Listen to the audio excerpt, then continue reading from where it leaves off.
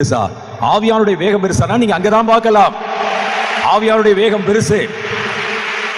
ஆவியானவர் எவ்வளவு வேகமானவர் என்று உங்களுக்கு தெரியுமா?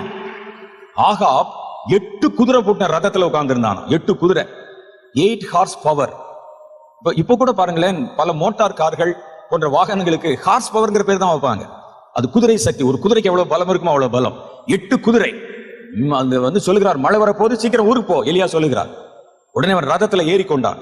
எலியாவை பார்த்து கேட்டான், நான் போறேன், வரியா? லிப்ட் அங்க இறக்கி விட்டுக்கிறேன் என்று சொன்னான். இல்ல இல்ல, நீர் போம் என்று சொல்லி அவன் புறப்பட்டான் 8 குதிரையில.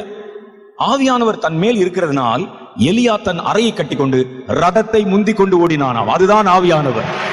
அவர் எந்த ரதத்தை உங்களை முந்த வைப்பார், எந்த மனிதனையும் அவர் உங்களை முந்த வைப்பார். அப்ப சுவிசேஷம் அறிவித்துக் கொண்டே இருப்பாங்க. இங்கேதானே சொன்னான், வந்து பார்த்தா அங்க இருக்க மாட்டான்.